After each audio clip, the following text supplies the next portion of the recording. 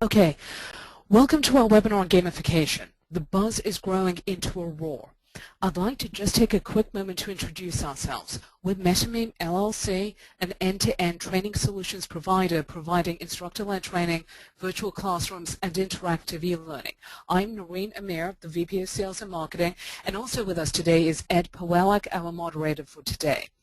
We're here to talk to you about an exciting trend in corporate learning known as gamification. We will start off this session today by defining two key terms for our discussions, namely game-based learning and gamification, and how these two concepts can impact training and produce better overall results than traditional learning in the context of the adult learning model. We'll outline the guidelines that you should be thinking about in terms of the elements of effective gamification. We'll take a look at how gamification is currently being used in schools and the corporate world, and we'll discuss why gamified learning is so important for you students and will become increasingly so as the demographic makeup of our workforce changes. Finally, we will wrap up with a few minutes for Q&A. Please, as we go through this webinar, if you have any questions, please put them in the chat box or ask the question, and I'll deal with them during the Q&A period. Okay, there's a fair amount of information circulating on gamification and game-based learning, or GBL. So the first thing I'd like to do is define these two often overlapping terms. When we're talking about gamification, we're referring to the process where game thinking and game mechanics are used to solve problems and engage users. Gamification is a process. It's where you take something that isn't normally a game and you turn it into one by incorporating game elements such as incentives, immediate feedback, and rewards, all within the continuity of a theme. Gamification is finding increasing use in e-commerce, marketing, health and fitness, and of course in training and education. Game-based learning is a branch of serious games that deals with applications that have defined learning outcomes.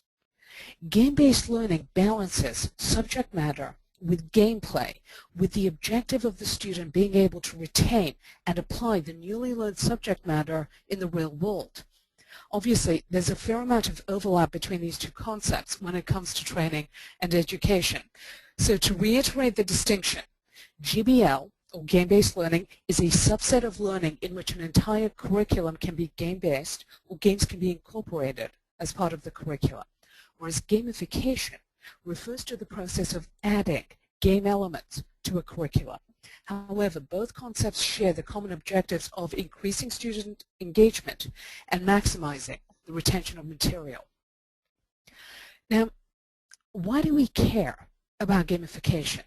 What is it about this growing trend that's captured our attention? To best answer this question, we need to first look at how we think about training. When we train someone, it's usually to teach them new skills, to enhance their existing knowledge, to modify their behavior, or perhaps to increase their efficiency. So we present information, we explain aspects of the information, we try to teach the application of this new information, and we hope that at the end of our training session, the student's going to take that newly learned information and apply it appropriately. And as such, they'll become more efficient, they'll become more productive, they'll become more innovative, and if it's part of your objective, they'll become less of a liability. However, the key here turns on retention and application, and these two objectives share a synergistic relationship. The more students can apply the new information, the more likely they are to retain it. And the inverse is also true. The longer they retain the information, the more likely they are to apply it and as such reinforce the knowledge or new behavior. Additional benefits that often come from effective training include confidence, motivation, an improvement in morale, lower turnover, and higher company loyalty. Now, I think we'd all agree with these objectives. So, if we all share these desired outcomes, I want to ask you one poignant question. On a scale of 1 to 5, 5 being all the time, How many of you are consistently attaining these objectives, meaning that your students leave your training program motivated to put the new information to good use, confident in their ability to effectively apply it, feeling that their training effort was beneficial to them, and then actually going out there, applying it, and becoming more efficient or more productive or more innovative or whatever your ultimate tangible objective was? I'll give you a moment to complete that poll. Now, we all share a common vision, but obviously, we all seem to be encountering barriers to this common goal. So let's just briefly address these barriers for a moment. We're going to open up another poll, and what I'd like you to think about and check off is what you see as your unique primary barriers to attaining your training objectives. Number one, resistance. Are your students resistant to participating in mandatory or other types of training? In other words, do you have to deal with some bad attitudes, perhaps low morale during training sessions? Do your students complete their e-learning in a timely fashion? Engagement. Are your students fully engaged while training? Meaning, do they participate in your learning process, or are they simply going through the motions? Application. Do your students have difficulty applying the material they learn in the real world? For example, if your training is supposed to modify behavior, do your students know what it is they're supposed to do, but have difficulty implementing the new technique or method in their day-to-day environment? Financial constraints. Do you lack management support and financial resources when taking on a new initiative or streamlining an existing one? Finally, your corporate culture. Is your corporate culture getting in the way? Is training regarded as some perk or maybe an afterthought as opposed to a priority? In other words, do other members of your company recognize the importance of your contribution to the overall success of your companies? I'll give you a moment to complete that. I see from the poll results, most of you are dealing with issues in terms of resistance and lack of engagement, and you're not unique there. In my experience, these have always been the primary barriers, not to mention financial support from those who are paying for the training. Now, I want to step back a little bit and start and just go over a topic that most of us are familiar with that has probably influenced a fair amount of our approach towards training and the development of training, simply because we are training adults. So we're all familiar with the adult learning model. And just to recap, the adult learning model turns on three factors. Adult students are motivated to learn. Adult students bring life experience to the learning process, and they also like to exert control over the learning process. Now, while all of these factors are certainly true and beneficial for an adult who voluntarily elects to return to college or pursue higher education, the same isn't necessarily true when it comes to corporate training. This is particularly the case when the training is in an area that the student is already familiar with. In those cases, life experience can often become a barrier to learning, not a benefit, as students can be resistant to material that takes them outside of their comfort zone. Secondly, because of time constraints, corporate trainers may not have the time or resources that allow students the measure of control that they want in the learning process as they may get in academia. Finally, without internal motivation, with potentially conflicting life experience and lack of control for a certain amount of corporate training, the student simply isn't motivated to participate in the process, which ends up manifesting as resistance, lack of engagement, and ultimately a situation where the new skills they were supposed to learn are not put to full use on the job. This has a direct impact on overall company productivity, and more importantly, it impacts the perception of your effectiveness in your roles as trainers. So, for a moment, I want you to imagine what an ideal world would look like. Think about it. How would your life change if your students were able to participate in training, that they could immediately apply the information learned in exactly the manner you intended. If you as a trainer could consistently manifest that ideal outcome, what impact would that have on your organization? What impact would it have on your job satisfaction? And even more importantly, how would it affect your value to your companies? These are exactly the issues that gamification addresses. So to think of gamification of learning as a simple fad is to rob yourself of the perfect opportunity to effectively overcome a number of the barriers we just discussed. Now, I'm sure every one of you in here, you have some memory of the perfect student. You can remember that person who was really into your training. They were actively engaged while being trained, asking questions, clarifying misunderstandings, and leaving the session enthusiastic to get out there and start using whatever it is you just taught them. What is it that separates that ideal student from the rest of your students? The primary difference between the ideal student and everyone else is motivation.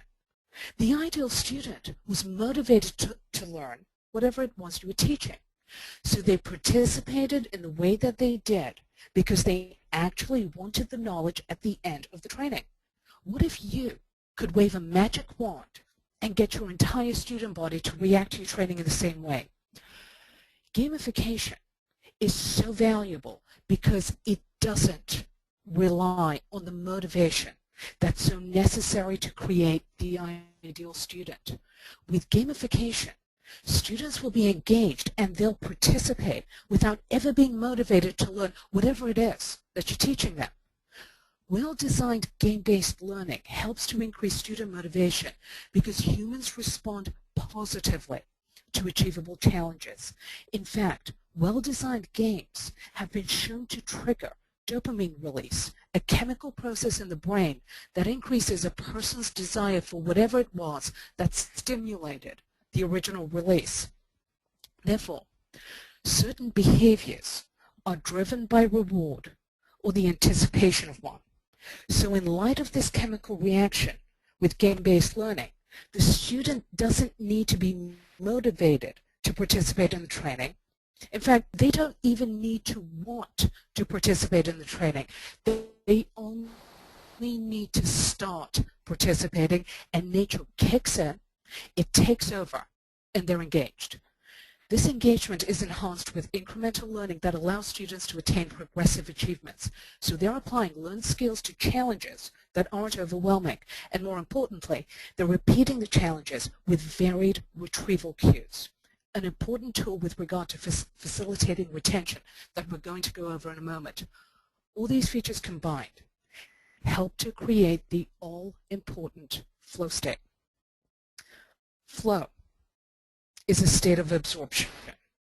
It's characterized by intense concentration, a loss of self-awareness, a total disregard of time, and the feeling of being perfectly challenged, meaning neither bored nor overwhelmed. In order for a game to stimulate this flow state, the important condition is a balanced goal that's challenging but achievable within the individual's ability. A task that isn't challenging or requires excessive time to complete becomes boring. Players lose interest. A task that's too hard causes frustration and anxiety, and again, players will lose interest. To maintain flow, the game needs to adapt to the improvement of the student's skills so the state of being perfectly challenged is maintained. When achieved, the flow state encourages tenacity, it inspires creativity, and it facilitates problem solving. So when we're designing game-based learning with the objective of attaining flow, what we're developing is an incremental learning model with deliberate practice built into it. Therefore, students can't simply focus on what they're comfortable with or what they're good at. They need to conquer each level. The material should be broken up enough to not be intimidating, so achievement is compartmentalized and progressive, and students and trainers can ensure that all the material was covered and students have met each objective set out by the trainer. Effective gamification facilitates long-term retention in two ways. It varies the conditions under which learning takes place, and it promotes practice and retrieval. So a critical component of well-designed game-based learning is that it needs to vary the conditions under which learning takes place. This is harder for learning, but it's better for results because of the extra effort invested by the student. When learning takes place under varied conditions that a student might encounter in real-world application, students develop multiple retrieval cues, and as such, the new concepts are more available to them in memory. This practice at retrieval is important because recall becomes more fluid and more likely to occur in different contexts. This is time-consuming and expensive in a live setting, and it's difficult with self-directed e-learning because the participant needs to be motivated to practice retrieval, or they just don't stick with it. One of the most important features of game-based learning is that it also has to have a safe-to-fail environment built in. As students practice, it's possible they don't get it right initially, but because of the safe-to-fail environment and the compartmentalized problem solving, a good game will encourage tenacity, creativity, and problem solving. Therefore, throughout the learning process, it's important to also incorporate other factors, such as recognition that's used to build confidence and increase motivation. So allow rewards like badges, certificates, or achievements to be posted on internal company intranets or, depending on your policies, on social media sites. The recognition is important, and I'm going to go over this in a few moments. Bring a sense of purpose and meaning into the learning beyond simply getting through it. In other words, introduce the concept of a quest or epic meaning, where students are motivated to complete the process for their own self-satisfaction. The epic meaning is important because it gives students the ability to assume a role they'll never have in real life. We'll show you a couple of wonderful examples of this in a moment. If collaboration or teamwork are a significant part of your corporate culture, implement those features in the game because it's important that the training reflect the way that students actually end up working. We seldom work in isolation, and many opportunities exist to collaborate within a game, so take advantage of it. Not only does collaboration reinforce the individual training, but it also reinforces the process by which students would normally interact in order to accomplish their tasks. Now, we've gone over the key elements, but to understand this, it's important to see it being applied. I have a confession to make. When I first started researching gamification, and I know what a game is, I know what e-learning is, I know what training is, but when I broke the benefits of gamification or the features of gamification down to their objective elements, I had a hard time being able to distinguish it from a well-designed e-learning program. After all, you can implement achievements and compartmentalize problem solving in e-learning. So why do people respond one way to games and another way to e-learning? Part of my background is in designing customized sales training programs, most of which was e-learning. Now, sales training is a lot about behavioral modification as well as teaching new skills. So the e-learning programs were always designed with incremental learning and deliberate practice in mind.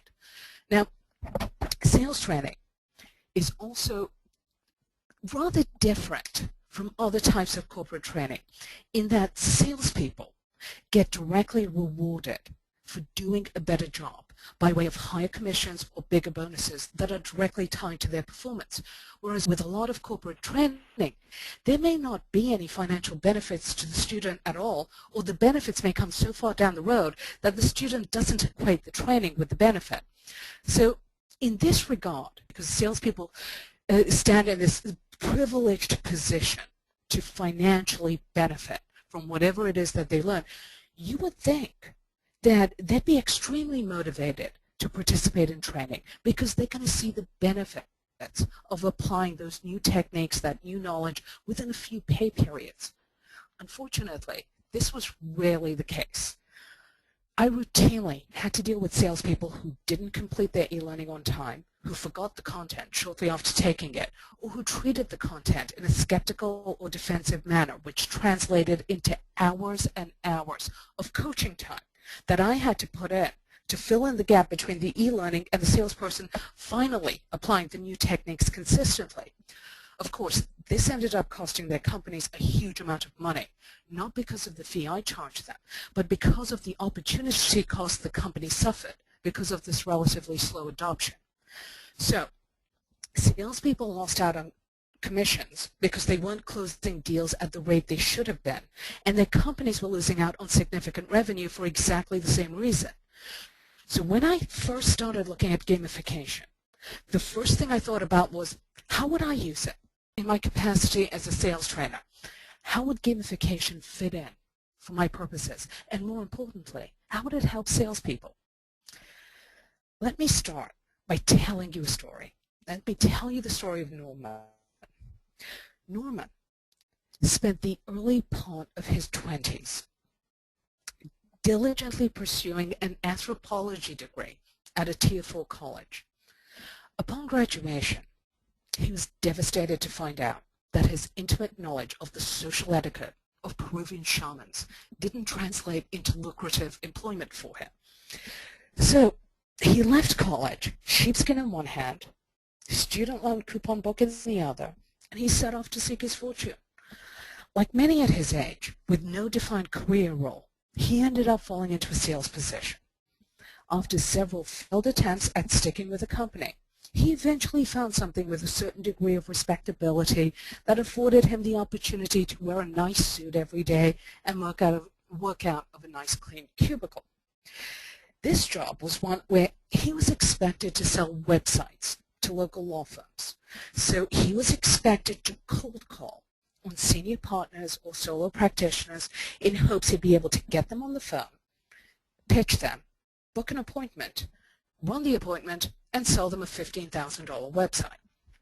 So every day he went in, picked up the phone, dialed some numbers, only to have his liver torn out by some aggressive gatekeeper, usually before 10 a.m., or to be summarily dismissed by an overscheduled senior partner.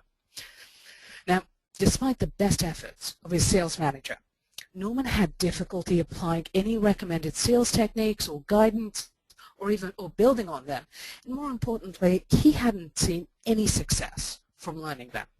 Now let's see how gamification can transform Norman's current existence, how it can be used to help him internalize an effective sales system so he can implement the techniques needed to overcome the gatekeeper, successfully break through to decision makers, and build value for his service and close deals. Now, this is an idea I might use if I was responsible for designing the game. I would transform Norman from Norman, the disenchanted salesperson, into the epic hero Theseus, future king of Athens, a well-known figure in Greek mythology.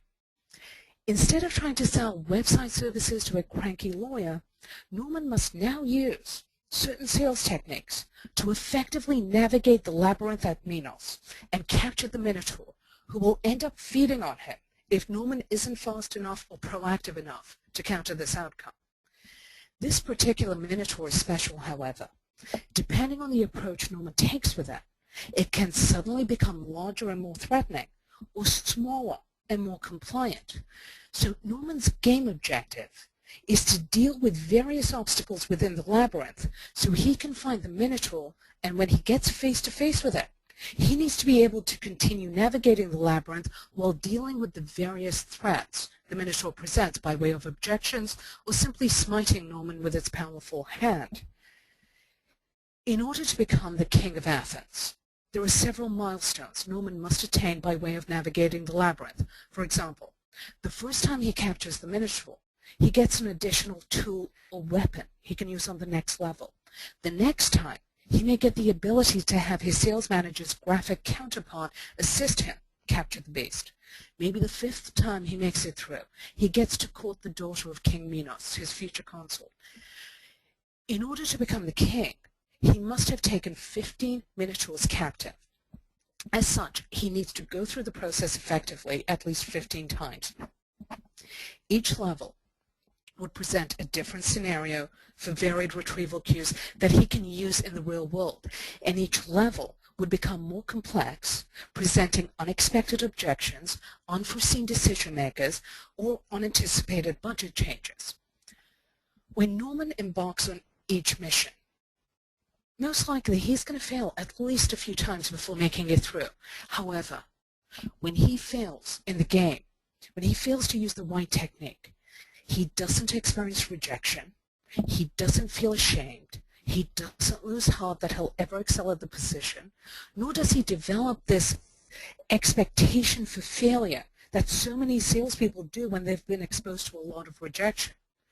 So Norman gets this interesting, complex, but safe to fail environment in which he can practice using appropriate sales techniques until those techniques become an instinctive behavioral response instead of a rehearsed, stilted technique that he grasps for in the heat of the moment. Gamification and game-based learning, although only now getting attention in the corporate world, they've been widely used in academics for about the last 2 decades. In fact, several school districts across the country have resounded in their endorsement of gamification and game-based learning. The perfect example of this established shift can be found in Washington State, where a middle school geography teacher developed a game-based curriculum to teach geography after getting frustrated with a lack of student engagement. The class he developed is primarily project-based, and it functions in a similar manner to how a game works. It has explicit tasks, consistent feedback, and a single theme: zombies. Today, the curriculum known as zombie-based learning, geography lessons set in a zombie apocalypse, uses a graphic novel to replace the standard textbook. Students take on projects such as working through mapping an outbreak, locating resources for survival, and understanding how population centers and migration patterns will impact them as they try to rebuild their culture. The course is entirely aligned with the 2012 National Geography Standards, meeting all the objectives required for these grade levels, while getting engagement and retention well beyond the traditional methods. This curriculum, in fact, was picked up across the school district, and today it's getting attention on a national level. In fact, the state of Alabama is replacing its statewide traditional geography curriculum with this game-based learning zombie one. The reason this curriculum became so popular is because it took a topic that many students were indifferent to. Geography usually is not exciting to a 12-year-old, but it took core concepts of the subject and it placed them within a context that students were interested in, a virtual environment that they understood and related to, and it implemented a scoring system that required repeated recall under numerous conditions, the most important program features required for long-term retention and easy application. In the corporate world, we see industry leaders picking up on this banner also. For example, in March 2011, the Siemens team launched Plantville. This online game simulates the experience of being a plant manager. Players are challenged to maintain operation of their plant while improving safety, on-time delivery, quality, energy management, and employee satisfaction. Plantville was inspired when Siemens found themselves increasingly challenged with regard to building brand awareness, engaging their customers and prospects, helping their employees understand the scope of their organization, recruiting future engineers from a sparse labor pool, and showcasing their thought leadership in terms of sustainability and productivity. Since its launch, 23,000 engineering professionals have participated in this game. Professionals, including prospects, customers, engineering recruits, government associations, and more than 3,500 of their employees, all participated voluntarily and with no expectation of compensation. Siemens created the platform, and it became an ongoing vehicle that increased customer engagement, that built value for their services, that increased their appeal amongst new recruits, and that provided a learning platform that their existing employees jumped on. Another example is Deloitte. Deloitte has implemented gamification into its Deloitte Leadership Academy, and since doing so, it's seen a 37% increase in the number of users returning to the site each week. These users often return to the site in their off time, meaning that training wasn't limited to work hours where it might interfere with productivity. In fact, a Deloitte spokesperson described the user participation as being almost like an addictive behavior in terms of frequency. Think back to dopamine release there. So, to summarize the key differences in games with regard to my example, Plantville, and the zombie-based learning one, the features that seem to stand out to me are, number one, students get to play an important role. Norman took on the role of future king. The kids learning geography had to resettle a population in Plantville. Engineering students suddenly become plant managers. Students step into a new skin, one in which they are powerful, confident, and important. Number two, the ability to win exists in a game. When we play a game, we recognize and we accept up front that the game is actually winnable. Because we've conceded that there is a winning solution, we don't stop trying, and as such, we stretch the limits of our ability, whereas in real life, we can be a lot more fatalistic about potential outcomes, and as such, give up prematurely. In a game, we have autonomy. When we assume our role in the game, we have autonomy with regard to our ability to actually win the game. Many of us never get that in real life. There are multiple barriers we encounter when it comes to goal realization that we have no control over. But in the game, it's completely different. And as such, we grasp that autonomy with both hands and we become doers because we recognize nothing is holding us back. Doers are proactive. They're confident and they're motivated to get things done, traits that are highly desirable in any employee. Help. We get lots of help in a game. When we are in our roles in the game, everyone is trying to help us win. So we recognize that we have a support system. As levels progress, we accept additional help, so we equate application of learned concepts with additional acceptance, approval, and support from our peers. If collaboration is built into the game, we trust that our collaborators share our goal of winning the game. Within the game, we don't view them as self-interested parties who are trying to get ahead at our expense or as competition for a promotion. Now, these people are our allies. So we will share information, we will depend on them, and as such, we will develop a cohesive network within the game in order to reach the common goal. Finally, the game is fun. The game is interesting. That's what stimulates the dopamine release and the subsequent reward-seeking behavior. If an activity is fun, we pursue it. We pursue it in our off hours. So gamification is not about wasting valuable time on the job playing computer games. Gamification is about minimizing the cost of lost productivity during training time, a substantial cost for employers that can have a significant impact on the size of your budgets. The examples we've covered today are not isolated ones.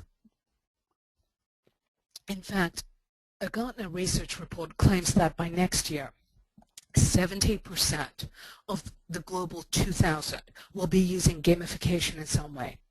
Obviously, it's not a coincidence that this fundamental shift in teaching and innovation parallels the demographic shifts in the workplace. By 2020, millennials will make up close to 50% of our workforce. Millennials are not a simple extension of Gen X, where they can fluctuate between the younger generation and baby boomers. Millennials have a completely different mindset with regard to how they view themselves in the workplace and how they see their place in society. In fact, a recent study of 1,200 workers in the contemporary workforce found that these employees are more motivated by recognition and virtual rewards than they are by financial incentives. In fact, they state that meaningful recognition has no dollar value, which is why I mentioned earlier that recognition is so important. Some of the key findings from this report include the fact that 83% of employees said that recognition for contributions was more fulfilling than any reward or gift. 71% couldn't even place a dollar value on the meaningful recognition that they've received. Only a small minority, only 14%, said that their best recognition or reward was a gift of over $1,000. Almost all of them, 90%, said that a fun work environment is very or extremely motivating. In fact, a fun work environment was ranked higher than other factors such as job titles, cash equivalents, or gifts in terms of what motivates these employees. And in every age demographic, opportunities for growth were more motivating reasons to stay with a company compared to other factors such as relationship with management or salary. Because of the internet and games, millennials have different attitudes and behaviors from previous generations. Generation Y typically have greater expectations of the workplace, and they're found to switch jobs more often than Gen X due to the fact that they don't find the job challenging or rewarding enough. The millennials' work ethic is motivated in a different way than that of previous generations. They seek instant gratification, and they're looking to be employed by a company that has embraced new technology and allows them to utilize their multitasking skills. This so-called net generation has grown up with video games. They are highly proficient with technology, and they see games as a tool, not just a game. Many of you have probably already recognized differences in your student body compared to 10 years ago or 15 years ago. However, to illustrate where it is we go from here, I would like you to answer a couple of questions for me. The first thing I want you to think about, I want you to assess yourself as a trainer today based on the resources you have available. How effective are you in terms of putting a curriculum together, delivering it, measuring results from it? And don't be shy. If you think you're excellent, put in excellent. Okay? Now, the next thing I want you to do is I want you to rate your student body on a scale of 1 to 5 with regard to their ability. So, if they participate in your training program, can they realize the objectives of the training program? In other words, do they have the intelligence and the learning capacity to process the information you set out for them, retain it, and apply it once the course is over? Okay? Finally, I want you to rate your results. On a scale of 1 to 5, how often does participation in your training result in the immediate and consistent application of the materials learned? How often does participation in your training program by your student body result in the immediate and consistent application of the materials learned? If you acknowledge that you do a good job as a trainer, and you acknowledge that your students don't lack the capacity to learn, then why are you facing the barriers that you're facing?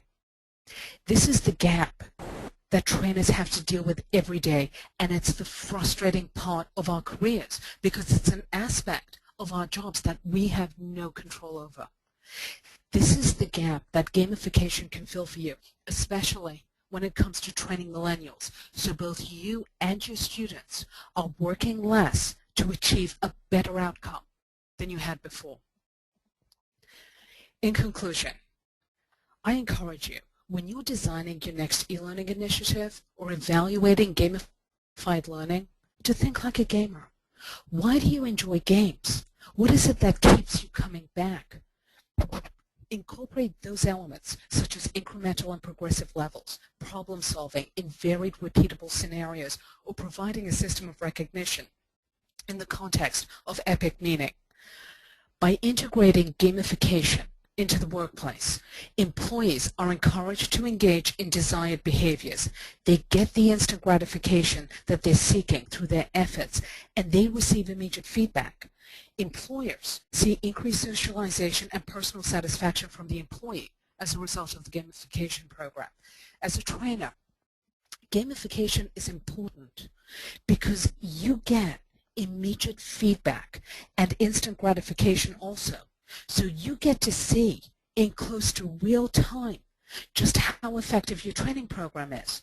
This accomplishes two things. First, you get to pat yourself on the back when things are going well. And second, probably more important, if things are not going well, you get notice of any weak spots before it's too late to fix the problem. So you can ensure the efficacy of your training program and not have to deal with fallout from students or management after the fact. With this impending shift in the workplace, those of you in a training capacity are poised to dramatically enhance your contributions across the enterprise. Your value to your companies will no longer be limited to teaching new skills. You're going to emerge as a focal point from where your companies grow in the future, because you're going to play an integral role in driving innovation, in preventing turnover, in motivating employees to actively problem solve, and in enhancing collaboration. This cohesion amongst your employees will be reflected in how they deal with your prospects and customers, a market that's also experiencing a similar demographic shift. And as such, you're going to end up becoming that vehicle that drives the future growth of your companies. For those of you exploring the possibility of different approaches in your training, or who are frustrated with your existing levels of student engagement, or wasting valuable time dealing with resistance and retraining, and if you want to see how we can help you further with regard to gamification, e-learning, or any other aspect of training, there's an area for you on the survey to ask us to give you the courtesy of setting time aside so that you can discuss your unique issues and objectives with us. Okay, we are open for questions now.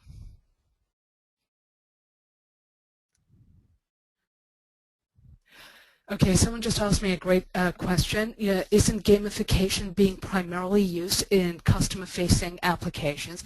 It's not primarily being used there. It is being used there a lot. Now, bear one thing in mind.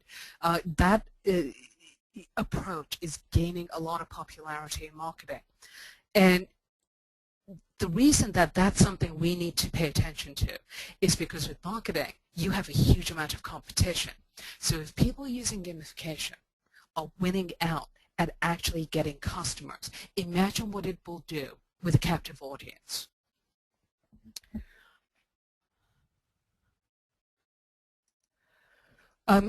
Another great question, is gamification applicable to any kind of training? You know, I've given this a tremendous amount of thought, and you know, initially I thought, well, if you're doing something really complex, maybe gamification wouldn't work. But in reality, there are multiple examples of where people are taking really complex concepts and getting lay people to participate in certain aspects of the process in order to either garner data from it, or or to actually teach new skills. So provided you could break something down into an incremental learning model and to effectively train someone, you really do need to do that anyway. Provided you can break it down in that way, you can put it within the context of a theme, and as such, you can create a game out of it. So we would like to wrap things up.